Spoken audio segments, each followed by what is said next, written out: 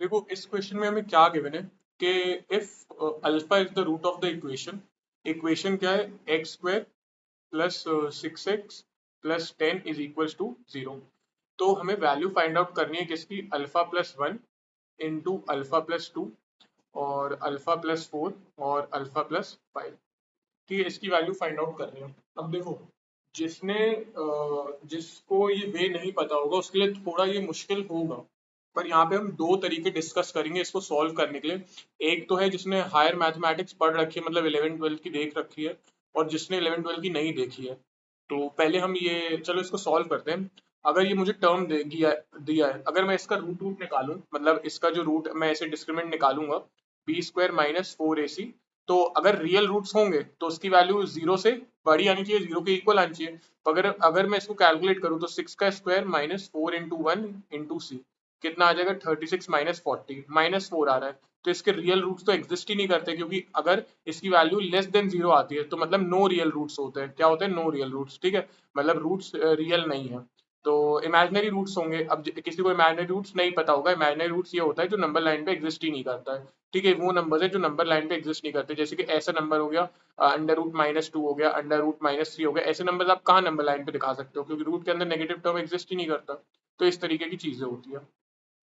ठीक है, चलो तब भी हम इसको सॉल्व जरूर कर सकते हैं। क्या वे है? अगर मैं इसको ऐसे लिखूं, x square plus 6x plus 9 is equals to -1। अब ये कोई रटने वाली चीज नहीं है कि ये कैसे आएगा समझ में कि 10 को ऐसे ब्रेक करना है ऐसे। अब वो देख के ही समझ आता है। अब आप इतनी प्रैक्टिस कर चुके हो क्वाड्रेटिक इक्वेशन की कि कैसे फैक्टराइज करना है, किस टर्म से फैक्टराइज होगा। तो अगर मैं इसको फैक्टराइज करूं ऐसे, तो अब ये मेरा प्रोडक्ट कितना आ रहा है? 9 आ रहा है। और 9 को अगर मैं स्प्लिट करूंगा तो 3 3 9 भी बनता है, 3 3 9 भी बनता है, और 3 + 3 6 भी बनेगा। तो इसको मैं ऐसे लिख सकता हूँ, x square plus 3x plus 9 is equals to -1। X common out करोगे तो ये x + 3 हो जाएगा, और यहाँ से 3 कॉमन आउट करोगे तो फिर से x + 3 हो जाएगा और -1 हो जाएगा। तो यहाँ से हमें क्या मिल रहा है? x + 3 का होल स्क्वायर, और यहाँ पे कितना आ रहा है? -1। अब देखो यहाँ पे आती है दिक्कत। ठीक है, कि किसी नंबर का मैं स्क्वायर कर रहा हूँ, मैं किसी भी नंबर का स्क्वायर कर रहा हूँ और उसका स्क्वायर मेरे को -1 मिल रहा है। ये तो पॉसिबल नहीं है, क्योंकि अगर मैं किसी भी नंबर का स्क्वायर करता हूँ तो वो क्या आता है? Obviously that is positive. मैं अगर -2 का स्क्वायर करूँ तो वो भी मुझे 4 मिलेगा, और अगर मैं 2 का स्क्वायर करूँ तो वो भी मुझे 4 मिलेगा। लेकिन यहाँ पे मेरे को एक पॉजिटिव, मतलब एक नंबर का स्क्वायर मेरे को नेगेटिव आ रहा है, तो ये पॉसिबल नहीं है। तो यहीं से देखो किस चीज की बात होती है? आयोटा की। मैं ये एक्सप्लेन कर रहा हूँ, जिसको ये हायर मैथमेटिक्स पढ़ी होगी उसके लिए, और जिसे नहीं पढ़ी तो उसको भी समझ आ जाएगी, बस सुनते रहना। आयोटा का मतलब क्या होता है? Under root -1। ठीक है, ये आयोटा होता है। ठीक है, और अगर आयोटा का स्क्वायर कर दे, मतलब आई का स्क्वायर कर दे, तो इसमें से रूट हट जाता है, उसकी वैल्यू आ जाती है कितनी? -1। बस इतना आपको पता होना चाहिए। फिर से आयोटा क्या होता है? आयोटा रिप्रेजेंट करता है अंडर रूट -1 को, और आयोटा का अगर स्क्वायर कर दे तो वो रूट हट जाता है। बस वो आयोटा किसको रिप्रेजेंट करता है? आयोटा का स्क्वायर -1 को। इतना भी पता होना चाहिए। तो अगर मैं इसको यहाँ से सॉल्व करूँ तो x + 3 कितना हो जाएगा? स्क्वायर हटेगा, और यहाँ पे कितना हो जाएगा? Under root -1। और x + 3 की वैल्यू ये आयोटा, ये किसको रिप्रेजेंट करता है? अंडर रूट -1 आयोटा को, तो यहाँ पे आयोटा आ जाएगा। ठीक है, और x की वैल्यू कितनी आ जाएगी? i-3। तो ये हमें अल्फा, मतलब अपने रूट की वैल्यू मिल गई, कितनी आ गई? i-3। बस। तो हमें कैलकुलेट क्या करना था? अल्फा प्लस 1 मतलब i-3 + 1। ठीक है, फिर अल्फा + 2 मतलब i-3 + 2। फिर अल्फा + 4 मतलब i-3 + 4। और फिर अल्फा + 5 मतलब i-3 + 5।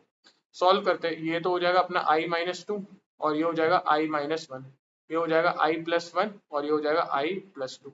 ध्यान से देखोगे, ये a-b और ये a + b आइडेंटिटी क्या होती है? a-b × a² - b² मतलब i² - 2 का स्क्वायर 4 हो जाएगा। और इधर a-b और a + b मतलब i का स्क्वायर -1 का स्क्वायर। तो i का स्क्वायर कितना होता है अभी बताया? -1 और -4। और इधर भी ये i का स्क्वायर कितना हो जाएगा? -1 और -1। तो -1 और -4 तो कितना हो गया? -5 हो गया। और ये -1 -1 -2 हो गया, तो 5 2 10 आ जाएगा, और sign positive, negative negative positive जाएगा। तो इसकी जो वैल्यू होगी वो कितनी आ जाएगी? इस 10। ये इसका आंसर हो गया। ये जिसको आयोटा की मीनिंग पता है। और अगर नहीं पता है तो मैंने एक्सप्लेन कर दिया है। मुझे लगता है कि इतना ही आपको सफिशिएंट है, बस पता होना चाहिए था ये क्वेश्चन सॉल्व करने के लिए आयोटा का मतलब। अगर अभी भी थोड़ी इसमें दिक्कत है तो बताना, मैं एक बार फिर से इस वीडियो बनाऊंगा और थोड़ा और डिटेल में एक्सप्लेनेशन दे दूंगा। अब देखो नेक्स्ट वे पे देखते हैं, जो जिसको इसके बिना करना है उसके थ्रू हम कैसे सॉल्व कर सकते हैं। मैं रेस कर दूं फिर वो भी एक्सप्लेन करता हूँ।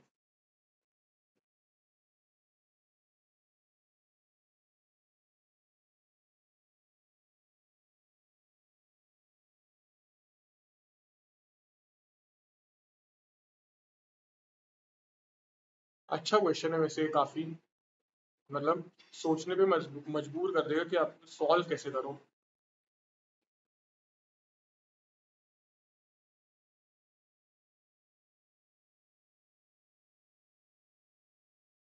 ठीक है देखो, जिसको ये आयोटा के बिना करना है, मतलब जिसको ये दूसरे वे से हम कर सकते हैं इसको, कैसे हम इसको अप्रोच कर सकते हैं। अब आपको ना इसमें कुछ फॉर्मेशन बना के देखना होगा कि जैसे ये टर्म है, अगर मैं इसको अल्फा प्लस वन को टू से करूँ तो क्या बनेगा, या फिर अल्फा प्लस वन को फोर से करूँ तो क्या बनेगा, या फिर अल्फा प्लस वन को मैं फाइव से करूँ, मतलब ये लास्ट टर्म से करूँ तो मेरे टर्म क्या निकल के आएगा। ठीक है, चलो हम मल्टीप्लाई करके देखते हैं। पहले मैं अल्फा प्लस वन को फाइव से करता हूँ, ये मुझे खुद नहीं पता क्या फॉर्मेशन बैठेगा, मैं आपके लिए करके देख रहा हूँ। Alpha plus one into alpha plus five, तो ये कितना बन जाएगा, अल्फा का स्क्वायर बन जाएगा।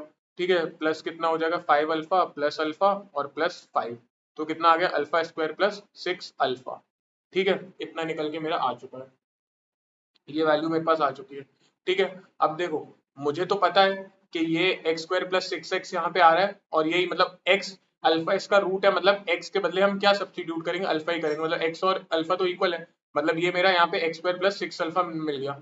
अगर मैं यहाँ से X square plus six X की वैल्यू निकालूं, तो X square plus six X की वैल्यू कितनी हो जाएगी, माइनस टेन हो जाएगी। बस मेरे को यही चाहिए, x square plus six alpha.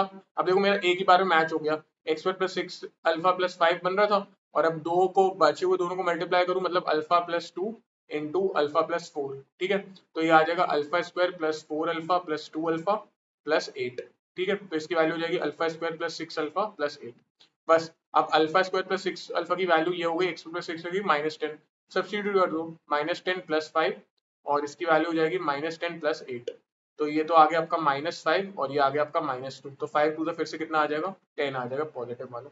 तो देखो ये दूसरा वे था इसको सॉल्व करने का, पर इसमें ये है, वो रीअरेंज करने वाला क्लिक होना चाहिए माइंड में। अब वही चीजें जिसके दिमाग में जो उस समय क्लिक हो गया, मेरे पे आयोटा ज्यादा अच्छे से मेरे को समझ आ गया था कि मैं उससे कर सकता हूँ जल्दी से, तो मैंने उससे सॉल्व कर दिया। अब जिसको ये वाला समझ आया था उससे कर। तो वीडियो अच्छी लगी हो तो लाइक करके चैनल को सब्सक्राइब कर देना।